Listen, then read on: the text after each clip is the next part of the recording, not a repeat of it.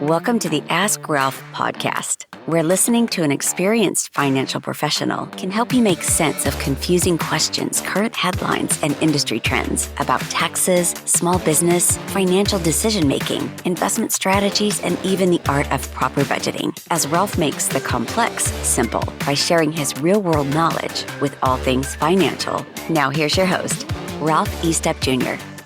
Welcome and thank you for joining us on our Financial Friday show, where we dig deep into the world of personal finance and investments. Let me start today with a question for you. Are you confident that your retirement plan is set up for success?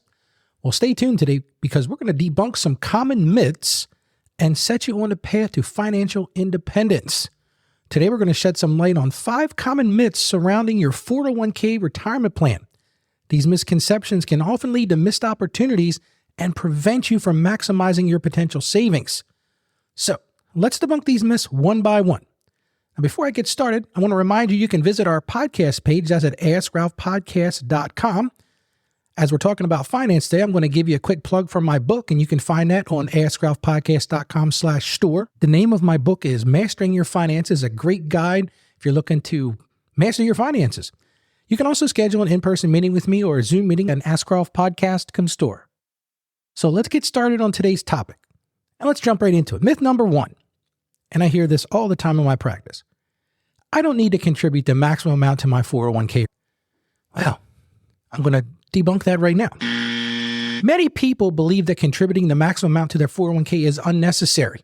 You know, they look at that and they say, well, why do I need to be putting $22,000 in? Why do I need to be putting $25,000 in? But trust me, folks, this is an absolute myth and couldn't be farther from the truth. Here's the real deal. By maximizing your contributions, you take advantage of the power of compounding interest. So that money builds up over time. So another great thing, it reduces your tax liability in the year that you do it. And the best part, you're building a secure retirement.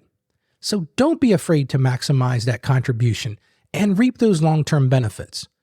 This is something I stress to my clients every day. Think about it this way. By contributing to your 401k plan, you're effectively getting an immediate return equal to your tax rate on the day of your investment. So let's think about this from a practical standpoint. Let's say you're in the 22% tax bracket.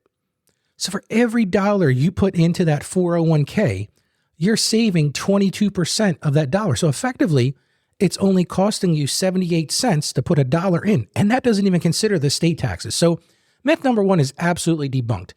It's okay to contribute the maximum to your 401k. Let's move on to myth number 2. I can't touch my 401k until retirement age, Ralph. Well, that's another popular misconception. You can touch it. Now, I'm going to be blunt with you. There are ways to make early withdrawals, but they come with penalties and taxes. There are certain situations where you can tap your 401k, such as a down payment on your first home, or in a case of an extreme financial hardship. Now, I'm going to say this. You definitely want to discuss this with a financial professional like myself. Another option you could take if you didn't want to take a distribution was you could do a 401k loan. And again, I talked about that in a podcast a few weeks back. The downside to those are if you leave the employment, it could become a distribution. But again, you can touch your 401k plan before you reach retirement age. And retirement age, just so we understand each other, as of right now, is 59 and a half. So the only issue you're going to have is if you take that money out before 59 and a half, you're going to pay a 10% penalty, plus it's ordinary income. So it does come with a pretty good tax hit.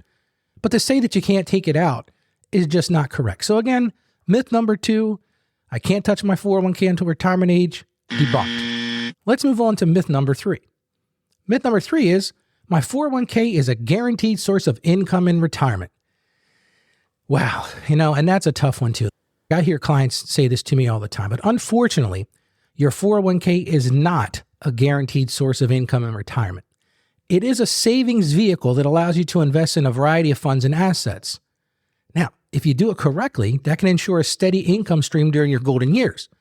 But it's important that you create a diversified portfolio and have a clear retirement plan in place. Like, this isn't a bank investment. It's not insured up to $250,000. These investments that you're making, you could lose everything, to be blunt. This may involve you working with a financial planner. Now, most of the time, if you work for a company, they're going to have a person, their 401k rep or HR rep. You need to sit with them. You need to understand your investment choices, and you need to come up with a plan that meets your objectives and also addresses your risk tolerances. You can invest in something that's very safe, or you can throw the dice on the table and invest in something that's not so safe. But you have to remember, this is not a guarantee, folks. If you diversify your portfolio over the long run, then you should be fine. But again, this is a thing you want to talk to a financial advisor and make sure you understand what you're getting into. So I'm going to say this. Debunk number 3 is my 401k is a guaranteed source of income in retirement. I can't say that that's true, so I got to debunk that one as also. Let's move on to number 4.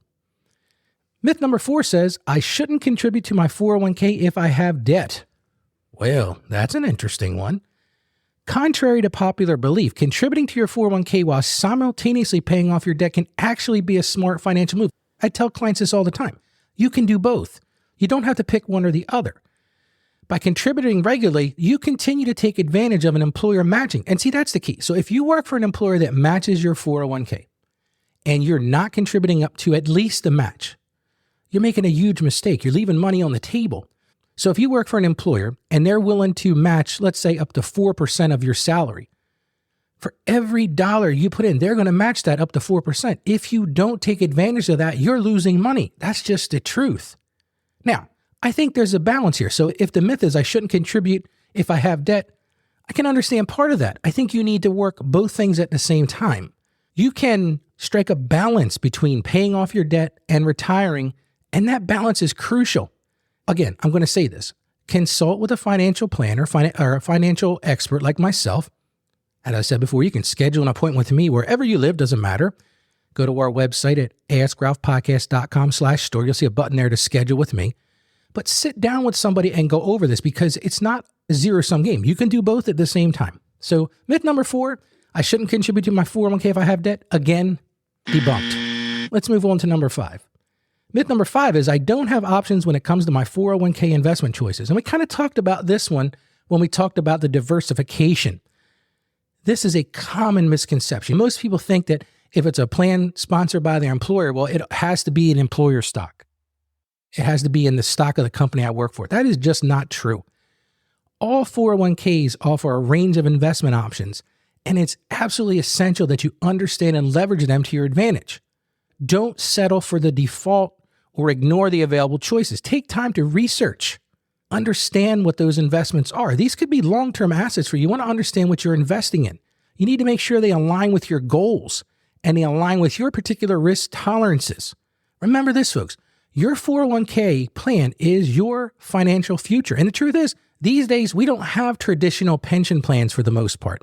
If I meet with a client that works in the public sector, there are still some pension plans out there for first responders and firefighters and that sort of thing. But for the most part, in the private sector, there is no such thing as a defined benefit anymore, meaning that you're going to get a certain amount of retirement every month. You really are in control of your retirement with these 401ks. So it's absolutely important that you understand this is your financial future. And you've got to understand the investments that are there. And your employer has an absolute obligation to provide you with information on the investments and provide you with someone to talk to about that. Well, folks, I hope this information has shed some light on the common myths surrounding your 401k. Remember this, always seek professional advice and educate yourself. I can't stress that enough on your retirement planning strategies. And as always, I'm here to help you navigate the complex financial landscape. Tune into our show frequently. We talk about all kinds of topics. So before I wrap up, I want to remind all our listeners again to visit our podcast page. You'll find our show notes there. That's at askralphpodcast.com. You can leave us a review. You can share your thoughts or even send us a message with questions for future episodes. And listen to this special deal right now. Make sure you join our email list because what we've set up now, if for people who join our email list, every week we're going to have a drawing and we are going to give away a $25 Amazon gift card just by being a member of the Ask Ralph Podcast email list. So sign up yourself and tell a friend. You can also, like I said, schedule a consultation with me to discuss your specific circumstances or buy my book, Mastering Your Finances. It will change your financial landscape. And one more thing before I go. We're going to start something new, and that is our question of the month. And the way you respond to that is if you go to our AskRalphPodcast.com website and you click on the bottom right corner, you'll see a microphone there. And what you're going to do is you're going to click record. So here's this month's question. What do you find is the most difficult part of creating and living with a budget? We need your answers by March 1st, and we'll discuss the answers on the show in March, so don't forget to leave your answers. Well, folks, thank you for tuning in today. And as I always say, stay financially savvy, and God bless you abundantly. Take care. Thank you for joining us on the Ask Ralph podcast. And with a simple click to subscribe, we'll invite you back to our next episode. And remember, financial issues don't have to be complicated. Just ask Ralph. The information contained in this episode of Ask Ralph is based on data available as of the date of its release. Saggio Accounting Plus and Ask Ralph Media, Inc. is under no obligation to update this content if changes occur. Applying this information to your specific situation requires careful consideration of all facts and circumstances, and any information provided is not to be considered as financial, tax, or legal advice. Please consult your tax advisor or attorney before acting on any material covered.